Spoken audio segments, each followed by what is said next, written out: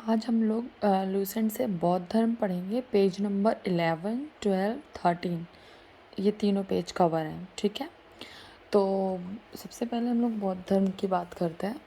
बौद्ध धर्म के संस्थापक गौतम बुद्ध हुए, जिन्हें लाइट ऑफ एशिया भी कहा। ठीक है, गौतम बुद्ध जिन्हें लाइट ऑफ एशिया भी कहा, ये बौद्ध धर्म के संस्थापक थे। ठीक है, गौतम बुद्ध के बचपन का नाम सिद्धार्थ था। सिद्धार्थ, ठीक है। इनका जन्म कपिलवस्तु के लुम्बिनी नामक ग्राम में हुआ था। कपिलवस्तु के लुम्बिनी, लुम्बिनी देखिए, बिनी बार है, बुद्ध, लुम्बिनी बुद्ध, ऐसे याद रखिएगा। इनके पिता शुद्धोधन, शुद्धोधन थे इनके पिता, जो कि शाक्यगढ़ के मुखिया थे। कौन थे? शाक्यगढ़ के मुखिया। इनकी माता का नाम माया देवी, इनकी पत्नी यशोधरा और इनके पुत्र का नाम राहुल था। तो ये दोनों इम्पोर्टेंट नहीं है, इनके बचपन का नाम इम्पोर्टेंट है, इनके जन्म कपिलवस्तु की लुम्बिनी में और इनके पिता शुद्धोधन। ठीक है, ये क्वेश्चन पूछे नहीं जाते हैं। वैसे आप रीड जरूर करिए कि माता माया देवी, पत्नी यशोधरा और पुत्र राहुल।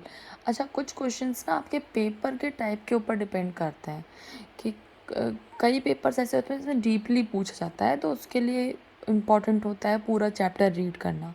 कुछ पेपर होते हैं थोड़ा सा जिसमें ऊपर ऊपर का पूछते हैं क्वेश्चंस, तो उसमें आपके इम्पॉर्टेंट चीज़ें चल जाती हैं।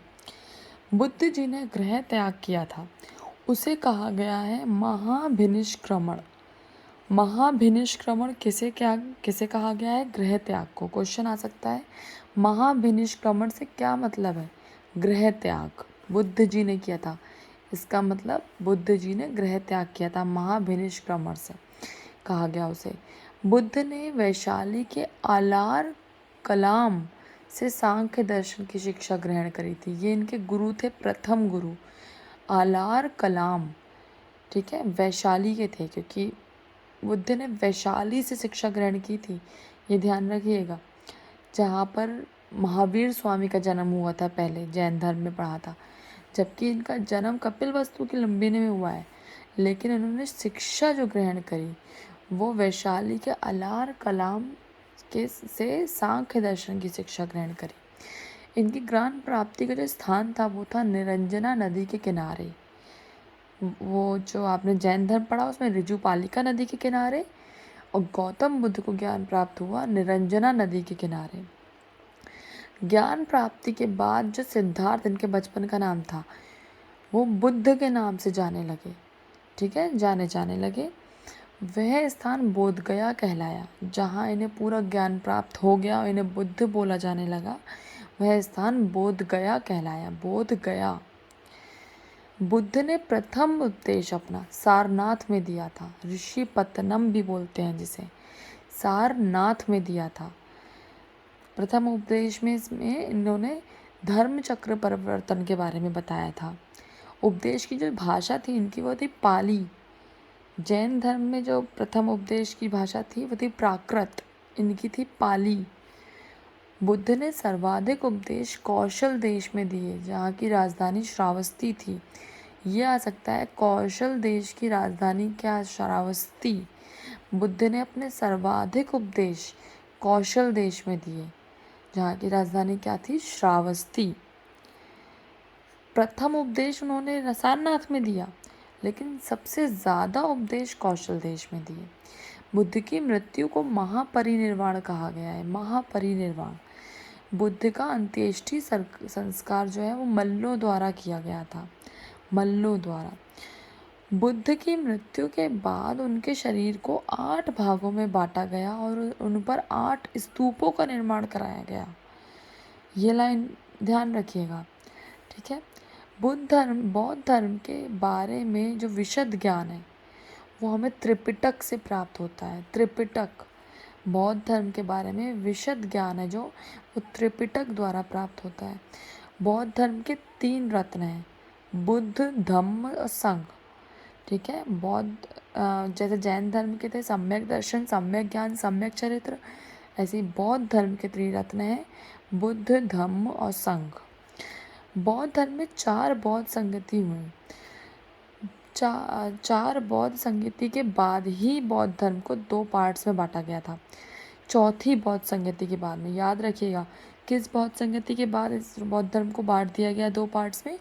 चौथी बौद्ध संगति के बाद, जो कि फिर बौद्ध धर्म हीनयान और महायान में डिवाइड हो गया था। जो पहली बौद्ध संगति हुई वो राजगृह में हुई। दूसरी जो बौद्ध संगति हुई वो वैशाली में हुई। ठीक है।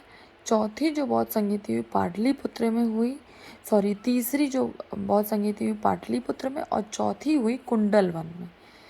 आप इसको सीक्वेंस में याद रखिएगा चाहे तो। राजगृह में पहली हुई, ठीक है। फिर इन्होंने जहाँ अपने वैशाली में इनका कुछ हुआ था, हमने ऊपर पढ़ा है शायद। वैशाली में इन्होंने सांख्य दर्शन की शिक्षा ग्रहण करी है, वहाँ इनकी दूसरी बौद्ध संगति हुई। तीसरी बौद्ध संगति इनकी पाटलिपुत्र में और चौथी कुंडलवन में। फिर चौथी बौद्ध संगति के बाद बौद्ध धर्म हीनयान और महायान में डिवाइड हो गया। ठीक है। अब इसका आगे आता है, इसका थोड़ा सा और टॉपिक है।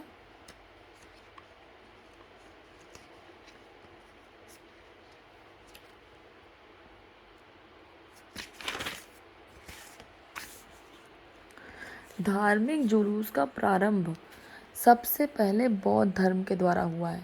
ये जो धार्मिक जुलूस निकाले जाते हैं ना, इसका जो मतलब एक तरह से शुभारंभ या प्रारंभ किया है धार्मिक जुलूसों का, वो बौद्ध धर्म के द्वारा ही हुआ है। ठीक है। बौद्धों का सबसे पवित्र वैशाख पूर्णिमा है, जिसे बुद्ध पूर्णिमा भी कहते हैं। ठीक है। क्योंकि उसी दिन बुद्ध जी को जन्म हुआ था, ज्ञान प्राप्त हुआ था, महापरिनिर्वाण भी हुआ था, मतलब मृत्यु। तो बौद्धों का सबसे पवित्र त्यौहार वैशाख पूर्णिमा, जिसे बुद्ध पूर्णिमा भी कहते हैं। जन्म, ज्ञान प्राप्त और महापरिनिर्वाण उसी दिन हुआ है। सर्वाधिक बुद्ध मूर्तियों का निर्माण गांधार शैली के अंतर्गत हुआ, जबकि प्रथम मूर्ति जो है वो मथुरा कला के अंतर्गत बनाई गई। सबसे अधिक मूर्तियों का निर्माण गांधार शैली के अंतर्गत हुआ और प्रथम मूर्ति बुद्ध जी की मथुरा कला के अंतर्गत बनाई गई। ठीक है। तो ये हमने पढ़ लिया बौद्ध धर्म, तो इसको आप देख लीजिएगा। ठीक है। अपने नोट्स ज़रूर बनाइएगा, और प्लीज़ अगर पसंद आ रही है वीडियो तो लाइक ज़रूर कर दीजिए, इससे मुझे मोटिवेशन मिलता है कि मैं नेक्स्ट वीडियो बनाती जाऊँ। Thank you.